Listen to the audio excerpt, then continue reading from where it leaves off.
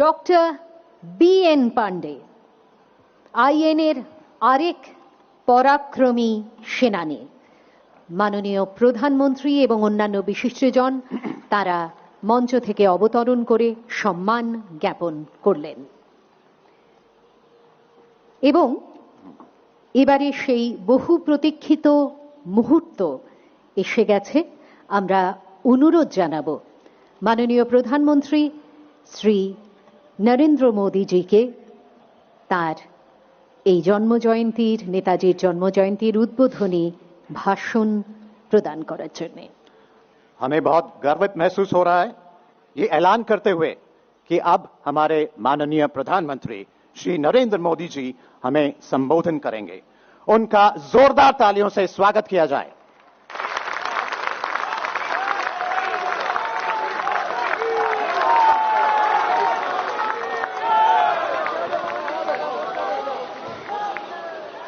जय हिंद, जय हिंद, जय हिंद। मंच पर विराजमान पश्चिम बंगाल के राज्यपाल श्रीमान जगदीप धनखड़ जी, पश्चिम बंगाल की मुख्यमंत्री बहन ममता बनर्जी जी, मंत्रिमंडल में मेरे सहयोगी श्री प्रहलाद पटेल, श्री बाबुल सुप्रियो जी, नेताजी सुभाष बोस के निकट संबंधीजन, भारत का गौरव बढ़ाने वाली आजाद हिंद फौज के जांबाज सदस्य, उनके परिजन, यहां उपस्थित कला और साहित्य जगत के दिग्गज और बंगाल की इस महान धरती के मेरे भाई और बहनों, आज कोलकाता में आना मेरे लिए बहुत भावुक कर देने वाला क्षण है। बचपन से जब भी ये नाम सुना, नेताजी सुभाष चंद्र बोस, मैं किसी भी स्थिति में रहा, परिस्थिति में रहा, ये नाम कान में पड़ते ही एक नई ऊर्जा से भर गया। इतना विराट व्यक्तित्व की उनकी व्याख्या के लिए शब्द कम पड़ जाए। इतनी दूर की दृष्टि कि वहां तक देखने के लिए अनेकों जन्म लेने पड़ जाए। विकट से विकट परिस्थिति में भी इतना हौसला, इतना साहस कि दुनिया की बड़ी से बड़ी चुनौती ठहर न पाए। मैं आज नेताजी सुभाष चंद्र बोस के चरणों में अपना शीश झुकाता हूं, उन्हें नमन करता हूं और नमन करता हूं उस मां को, प्रभा देवी जी को, जिन्होंने नेताजी को जन्म दिया। आज उस पवित्र दिन को 125 वर्ष हो रहे हैं। 125 वर्ष पहले आज के ही दिन मां भारती की गोद में उस वीर सपूत ने जन्म लिया था, जिसने आजाद भारत के सपने को नई दिशा दी थी।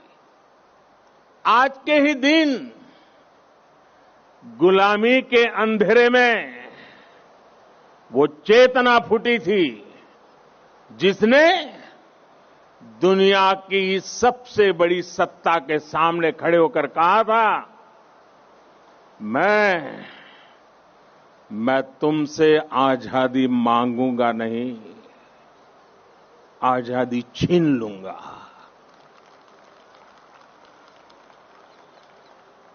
आज के दिन सिर्फ नेताजी सुभाष का जन्म ही नहीं हुआ था, बल्कि आज भारत के नए आत्मगौरव का जन्म हुआ था। भारत के नए सैन्य कौशल्य का जन्म हुआ था। मैं आज नेताजी की 125वीं जन्म जयंती पर कृतज्ञ राष्ट्र की तरफ से इस महापुरुष को कोटि कोटि प्रणाम करता हूं, उन्हें सैल्यूट करता हूं। साथियों, मैं आज बालक सुभाष को नेताजी बनाने वाली, उनके जीवन को तप, त्याग और तितिक्षा से घड़ने वाली बंगाल की इस पुण्य भूमि को भी आदरपूर्वक नमन करता हूं। गुरुदेव श्री रविंद्रनाथ टैगोर, बंकिम चंद्र चट्टोपाध्याय, शरद चंद्र जैसे महापुरुषों ने इस पुण्य भूमि को राष्ट्र भक्ति की भावना से भरा है। स्वामी रामकृष्ण परमहंस, चैतन्य महाप्रभु, श्री अरबिंदो, मां शारदा, मां आनंदमयी, स्वामी विवेकानंद, श्री श्री ठाकुर अनुकूल चंद्र जैसे संतों ने इस पुण्य भूमि को वैराग्य, सेवा और आध्यात्म से अलौकिक बनाया है। ईश्वर चंद्र विद्यासागर, राजा राम मोहन राय, गुरुचंद ठाकुर, हरिश्चंद्र ठाकुर जैसे अनेक समाज सुधारक, सामाजिक सुधार के अग्रदूतों ने इस पुण्य भूमि से देश में नए सुधारों की नींव भरी है। जगदीश चंद्र बोस, पीसी रॉय, एसएन बोस, मेघनाथ शाह, अनगिनत वैज्ञानिकों ने उस पुण्य भूमि को ज्ञान विज्ञान से सींचा है। ये वही पुण्य भूमि है जिसने देश को उसका राष्ट्रगान भी दिया है और राष्ट्र गीत भी दिया है। इसी भूमि ने हमें देशबंधु चित्तरंजन दास, डॉक्टर श्यामा प्रसाद मुखर्जी और हम सभी के प्रिय भारत रत्न प्रणब मुखर्जी से साक्षात्कार कराया है। मैं इस भूमि के ऐसे लाखों लाख महान व्यक्तित्वों के चरणों में भी आज इस पवित्र दिन पर प्रणाम करता हूं। साथियों, यहां से पहले मैं भी नेशनल लाइब्रेरी गया था, जहां नेताजी की विरासत पर एक इंटरनेशनल कॉन्फ्रेंस और आर्टिस्ट कैंप का आयोजन हो रहा है। मैंने अनुभव किया, नेताजी का नाम सुनते ही हर कोई कितनी ऊर्जा से भर जाता है। नेताजी के जीवन की ये ऊर्जा जैसे उनके अंतर मन से जुड़ गई है। उनकी यही ऊर्जा, यही आदर्श, उनकी तपस्या, उनका त्याग देश के हर युवा के लिए बहुत बड़ी प्रेरणा है। आज जब भारत नेताजी की प्रेरणा से आगे बढ़ रहा है, तो हम सबका कर्तव्य है कि उनके योगदान को बार बार याद किया जाए, पीढ़ी दर पीढ़ी याद किया जाए। इसलिए देश ने तय किया है कि नेताजी की 125वीं जयंती के वर्ष को ऐतिहासिक, अभूतपूर्व भव्यता भरे आयोजनों के साथ मनाए। आज सुबह से देश भर में इससे जुड़े कार्यक्रम हर कोने में हो रहे हैं। आज इसी क्रम में नेताजी की स्मृति में एक स्मारक सिक्का और डाक टिकट जारी किया गया है। नेताजी के पत्रों पर एक पुस्तक का विमोचन भी हुआ है। कोलकाता और बंगाल, जो उनकी कर्मभूमि रहा है, यहां नेताजी के जीवन पर एक प्रदर्शनी और प्रोजेक्शन मैपिंग शो भी आज से शुरू हो रहा है। हावड़ा से चलने वाली ट्रेन हावड़ा कालका मेल का भी नाम अब नेताजी एक्सप्रेस कर दिया गया है। देश ने यह भी तय किया है कि अब हर साल हम नेताजी की जयंती यानी 23 जनवरी को पराक्रम दिवस के रूप में मनाया करेंगे। हमारे नेताजी भारत के पराक्रम की प्रतिमूर्ति भी है और प्रेरणा भी है। आज जब इस वर्ष देश अपनी आजादी के 75 वर्ष में प्रवेश करने वाला है, जब देश आत्मनिर्भर भारत के संकल्प के साथ आगे बढ़ रहा है, तब नेताजी का जीवन, उनका हर कार्य, उनका हर फैसला हम सभी के लिए बहुत बड़ी प्रेरणा है। उनके जैसे फौलादी इरादों वाले व्यक्तित्व के लिए असंभव कुछ भी नहीं था। उन्होंने विदेश में जाकर देश से बाहर रहने वाले भारतीयों की चेतना को झकझोरा। उन्होंने आजादी के लिए आजाद हिंद फौज को मजबूत किया।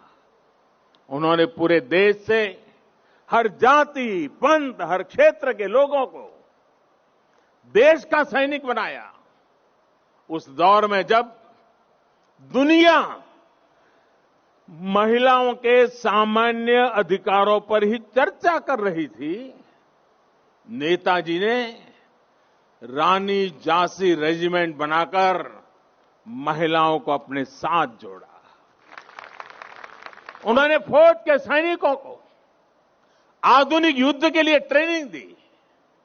उन्हें देश के लिए जीने का जज्बा दिया, देश के लिए मरने का मकसद दिया।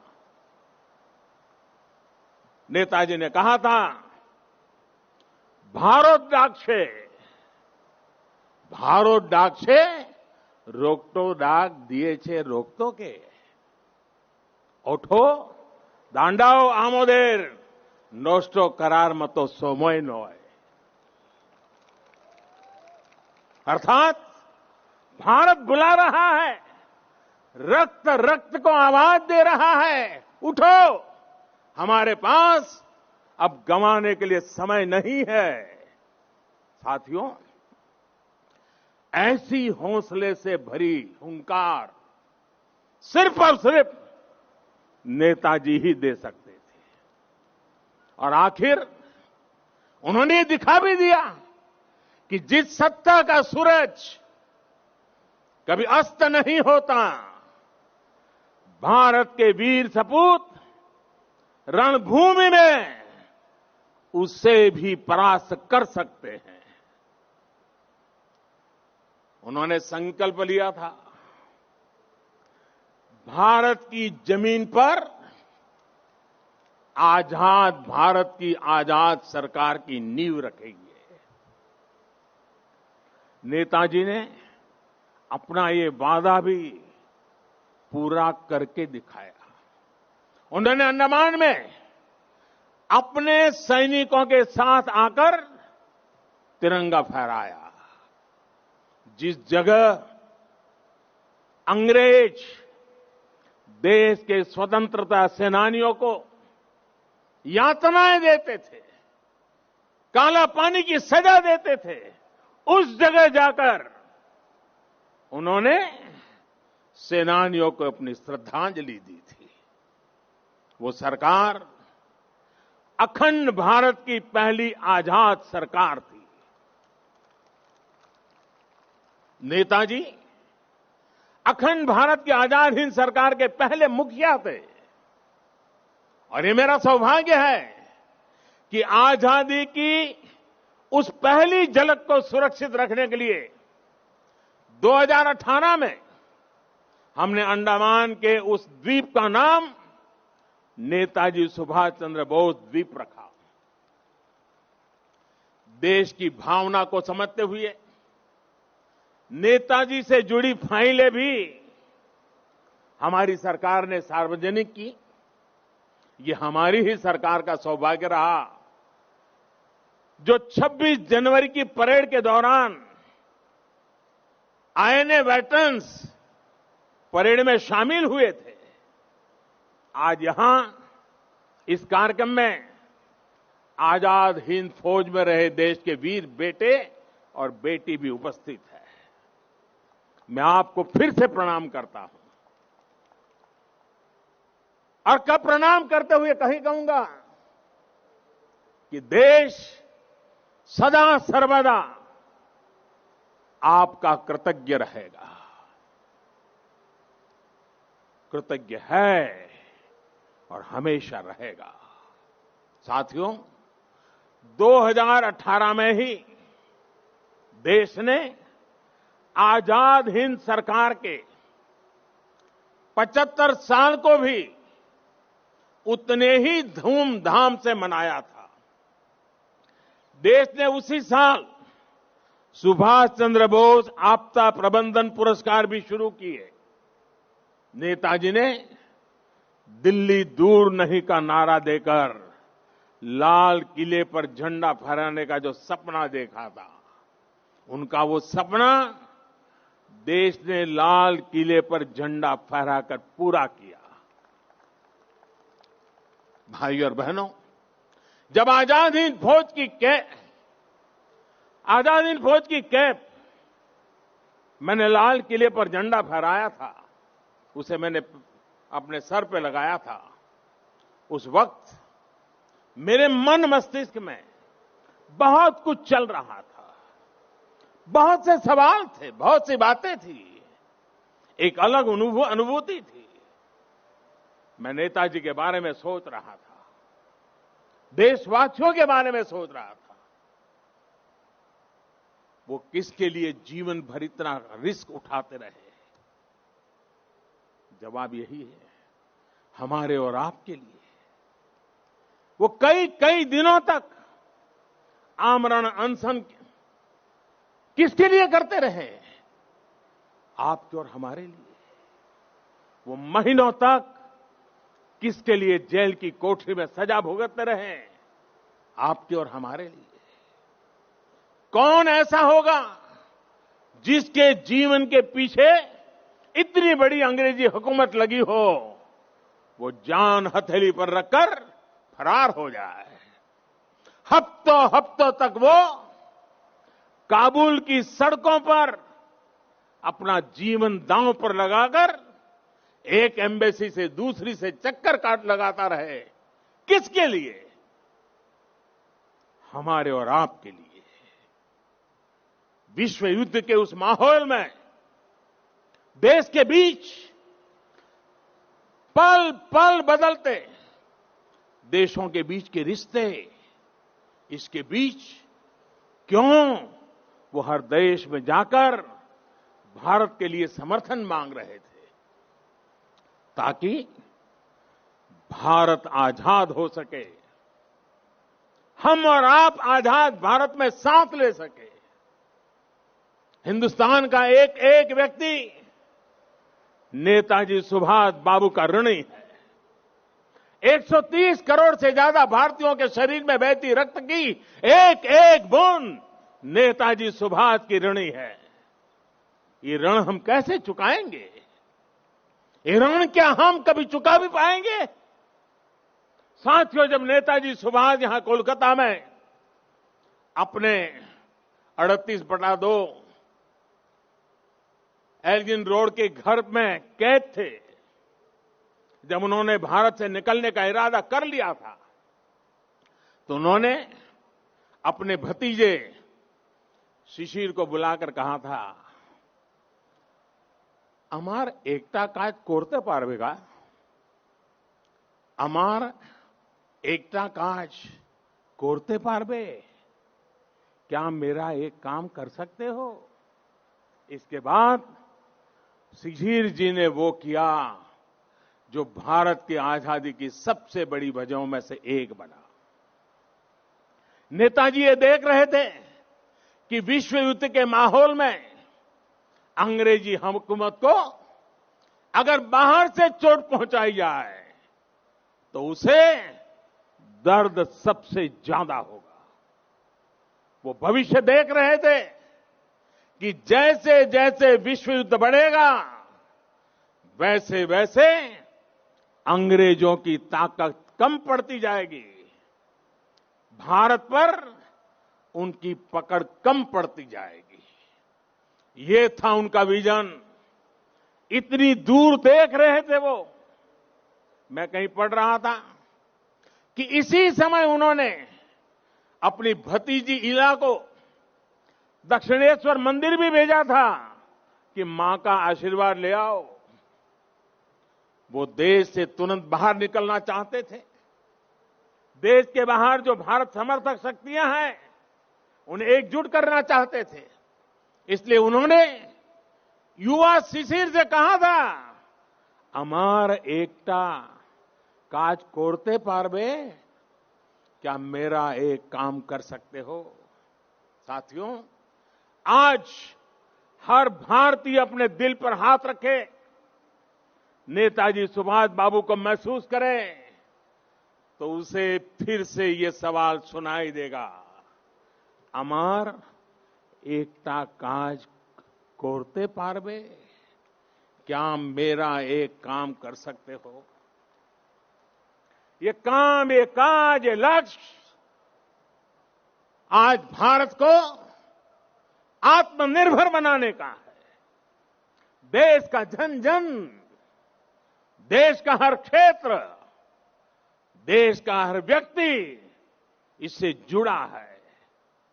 नेताजी ने कहा था, पुरुष अर्थो एवं उपकरण निजे राय विजय बा স্বাধীনতা আনতে পারে না।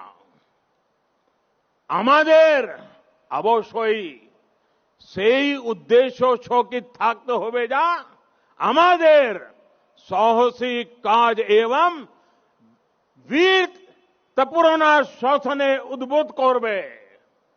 यानी हमारे पास वो उद्देश्य और शक्ति होनी चाहिए जो हमें साहस और वीरतापूर्ण तरीके से शासन करने के लिए प्रेरित करे। आज हमारे पास उद्देश्य भी है, शक्ति भी है। आत्मनिर्भर भारत का हमारा लक्ष्य, हमारी आत्मशक्ति हमारे आत्मसंकल्प से पूरा होगा। नेताजी ने कहा था, आज आमादेर केवल एक इच्छा थाका उचित, भारत इच्छुक जाते भारत बांटते पारे। यानी हमारी एक इच्छा होनी चाहिए कि हमारा भारत बच पाए, भारत आगे बढ़े। हमारा भी एक ही लक्ष्य है, अपना खून पसीना बहाकर देश के लिए जिए, अपने परिश्रम से, अपने इनोवेशन से देश को आत्मनिर्भर बनाए। नेताजी कहते थे, निजेर प्रोति सात होले सारे, बिक्सेर प्रोति केऊ असोध होते पारबे ना। अर्थात अगर आप खुद के लिए सच्चे हैं तो आप दुनिया के लिए गलत नहीं हो सकते। हमें दुनिया के लिए बेहतरीन क्वालिटी के प्रोडक्ट बनाने होंगे, कुछ भी कमतर नहीं, जीरो डिफेक्ट जीरो इफेक्ट वाले प्रोडक्ट। नेताजी ने हमें कहा था, স্বাধীন ভারতের স্বপ্নে কোনোদিন আস্থা হারিও না। বিশ্বে এমন কোন শক্তি নেই যে ভারতকে পরাধীনাनंतर श्रृंखलाएं बेगे रखते समर्थ होवे। यानी आजाद भारत के सपने में कभी भरोसा मत खोइए। दुनिया में ऐसी कोई ताकत नहीं है जो भारत को बांध करके रख सके। वाकई दुनिया में ऐसी कोई ताकत नहीं है जो 130 करोड़ देशवासियों को अपने भारत को आत्मनिर्भर भारत बनाने से रोक सके। साथियों, नेताजी सुभाष चंद्र बोस गरीबी को, अशिक्षा को, बीमारी को देश की सबसे बड़ी समस्याओं में गिनते थे। सुभाष बाबू कहते थे, আমাদের সবচেয়ে বড় জাতীয় সমস্যা হলো দারিদ্র অশিক্ষা রোগ বৈজ্ঞানিক উৎপাদন। যে সমস্যার সমাধান হবে केवल मात्र सामाजिक भावना चिंता द्वारा। अर्थात हमारी सबसे बड़ी समस्या गरीबी, अशिक्षा, बीमारी और वैज्ञानिक उत्पादन की कमी है। इन समस्याओं के समाधान के लिए समाज को मिलकर जुटना होगा, मिलकर प्रयास करना होगा। मुझे संतोष है कि आज देश पीड़ित, शोषित, वंचित को, अपने किसान को, देश की महिलाओं को सशक्त करने के लिए दिन रात एक कर रहा है। आज हर एक गरीब को मुफ्त इलाज की सुविधा के लिए स्वास्थ्य सुविधाएं मिल रही है। देश के किसानों को बीज से बाजार तक आधुनिक सुविधाएं दी जा रही हैं। खेती पर होने वाला उनका खर्च कम करने का प्रयास किया जा रहा है। हर एक युवा को आधुनिक और गुणवत्तापूर्ण शिक्षा मिले, इसके लिए देश के एजुकेशन इंफ्रास्ट्रक्चर को आधुनिक बनाया जा रहा है। बड़ी संख्या में देश भारत में एम्स, आईआईटीज और आईआईएम्स जैसे बड़े संस्थान खोले गए हैं। आज देश 21वीं सदी की जरूरतों के हिसाब से नई राष्ट्रीय शिक्षा नीति भी लागू कर रहा है। साथियों, मैं कई बार सोचता हूं कि आज देश में जो बदलाव हो रहे हैं, जो नया भारत आकार ले रहा है, उसे देख नेताजी को कितनी संतुष्टि मिलती है। उन्हें कैसा लगता जब वो दुनिया की सबसे आधुनिक टेक्नोलॉजीज में अपने देश को आत्मनिर्भर बनता देखते। उन्हें कैसा लगता जब वो पूरी दुनिया की बड़ी बड़ी कंपनियों में, शिक्षा में, मेडिकल सेक्टर में भारतीयों का डंका बजते देखते। आज राफेल जैसे आधुनिक विमान भी भारत की सेना के पास हैं और तेजस जैसे अत्याधुनिक विमान भारत खुद भी बना रहा है। जब वो देखते कि आज उनके देश की सेना इतनी ताकतवर है, उसे वैसे ही आधुनिक हथियार मिल रहे हैं जो वो चाहते थे, तो उन्हें कैसा लगता। आज अगर नेताजी ये देखते कि उनका भारत इतनी बड़ी महामारी से, इतनी ताकत से लड़ा है, आज उनका भारत वैक्सीन जैसे आधुनिक वैज्ञानिक समाधान खुद तैयार कर रहा है, तो नेताजी क्या सोचते। जब वो देखते कि भारत वैक्सीन देकर दुनिया के दूसरे देशों की मदद भी कर रहा है, तो उन्हें कितना गर्व होता। नेताजी जिस स्वरूप में हमें देख रहे हैं, हमें आशीर्वाद दे रहे हैं, अपना स्नेह दे रहे हैं, जिस सशक्त भारत की उन्होंने कल्पना की थी, आज एलएसी से लेकर के एलओसी तक भारत का यही अवतार दुनिया देख रही है। जहां कहीं से भी भारत की संप्रभुता को चुनौती देने की कोशिश की गई, भारत आज मुंह तोड़ जवाब दे रहा है। साथियों, नेताजी के बारे में बोलने के लिए इतना कुछ है कि बात करते करते रातों की रातों बीत जाए। नेताजी जैसे महान व्यक्तित्वों के जीवन से हम सबको और खासकर युवाओं को बहुत कुछ सीखने को मिलता है। लेकिन एक और बात जो मुझे बहुत प्रभावित करती है वो है अपने लक्ष्य के लिए अनवरत प्रयास। विश्व युद्ध के समय पर जब साथी देश पराजय का सामना कर चुके थे, सरेंडर कर रहे थे, तब नेताजी ने अपने सहयोगियों को जो बात कही थी उसका भाव यही था कि दूसरे देशों ने सरेंडर किया होगा, हमने नहीं। अपने संकल्पों को सिद्धि तक ले जाने की उनकी क्षमता अद्वितीय थी। वो अपने साथ भगवत गीता रखते थे, उनसे प्रेरणा पाते थे। अगर वो किसी काम के लिए एक बार आश्वस्त हो जाते थे तो उसे पूरा करने के लिए किसी भी सीमा तक प्रयास करते थे। उन्होंने हमें ये बात सिखाई है कि अगर कोई विचार बहुत सरल नहीं है, साधारण नहीं है, अगर इसमें कठिनाइयां भी है, तो भी कुछ नया करने से डरना नहीं चाहिए। अगर आप किसी चीज में भरोसा करते हैं तो आपको उसे प्रारंभ करने का साहस दिखाना ही चाहिए। एक बार को ये लग सकता है कि आप धारा के विपरीत बह रहे हैं, लेकिन अगर आपका लक्ष्य पवित्र है तो इसमें भी हिचकना नहीं चाहिए। उन्होंने ये करके दिखाया कि आप अगर अपने दूरगामी लक्ष्यों के लिए समर्पित है तो सफलता आपको मिलनी ही मिलनी है। साथियों, नेताजी सुभाष आत्मनिर्भर भारत के सपने के साथ ही सोनार बांग्ला की भी सबसे बड़ी प्रेरणा है। जो भूमिका नेताजी ने देश की आजादी में निभाई थी, आज वही भूमिका पश्चिम बंगाल को आत्मनिर्भर भारत अभियान में निभानी है। आत्मनिर्भर भारत अभियान का नेतृत्व आत्मनिर्भर बंगाल और सोनार बांग्ला को भी करना है। बंगाल आगे आए, अपने गौरव को और बढ़ाए, देश के गौरव को और बढ़ाए।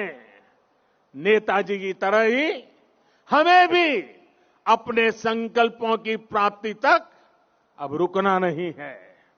आप सभी अपने प्रयासों में, संकल्पों में सफल हो, इन्हीं शुभकामनाओं के साथ आज के इस पवित्र दिवस पर, इस पवित्र धरती पर आकर के आप सबके आशीर्वाद लेकर के नेताजी के सपनों को पूरा करने का हम संकल्प करके आगे बढ़े। इसी एक भावना के साथ मैं आप सबका बहुत बहुत धन्यवाद करता हूं। जय हिंद, जय हिंद, जय हिंद। बहुत बहुत धन्यवाद।